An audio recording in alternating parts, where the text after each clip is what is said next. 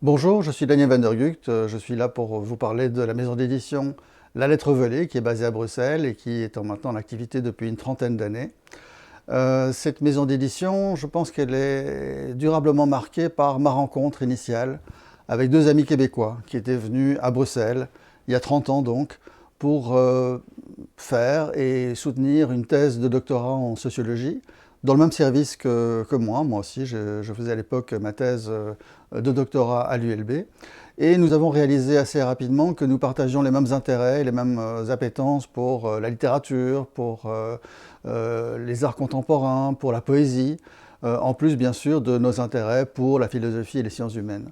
Et surtout, nous avons réalisé qu'il y avait pas mal de jeunes auteurs, des jeunes et moins jeunes d'ailleurs, dont les manuscrits nous passaient sous les yeux régulièrement, qui étaient de grande qualité, qui ne trouvaient pas d'éditeurs pour les éditer. C'était la fin des années 80.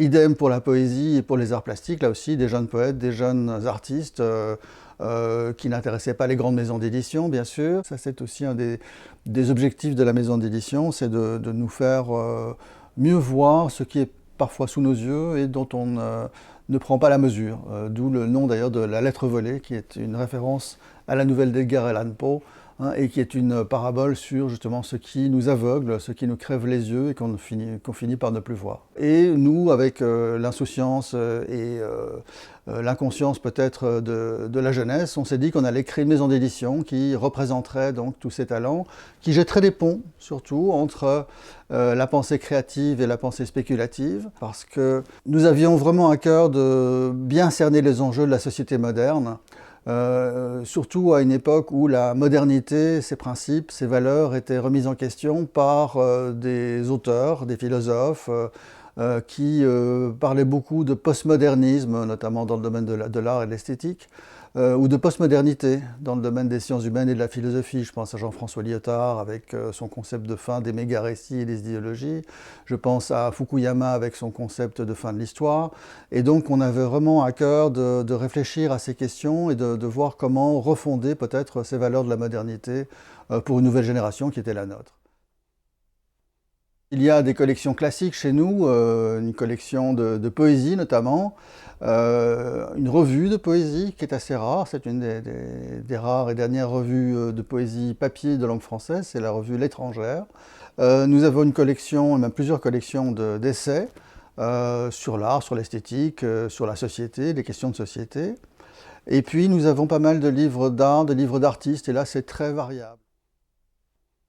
Alors, outre la découverte d'artistes contemporains qu'on suit de très près, qu'on défend avec ardeur dans nos publications, il est important aussi parfois de revenir sur des figures historiques un petit peu méconnues, bizarrement méconnues d'ailleurs, notamment Isidore Isou, qui est une personnalité hors norme, qui est le père du lettrisme, mouvement d'avant-garde française extrêmement importante, qui a beaucoup marqué Guy Debord, qui a beaucoup marqué le situationnisme, toute la pensée, tout le mouvement de mai 68.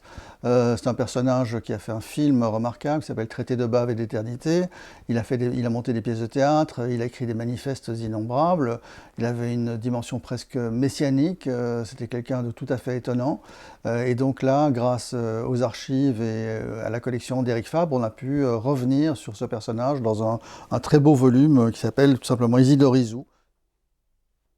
Souvent, les gens qu'on connaît le moins sont nos voisins, parfois tant mieux d'ailleurs, mais la plupart du temps, quand même, ce serait intéressant de mieux les connaître. Je pense à nos voisins immédiats en Belgique, francophones, que sont les Flamands, qu'on ne connaît pas très bien. On ne connaît pas très bien leur littérature. On connaît un petit peu leur personnel politique, mais on ne connaît pas trop leur culture.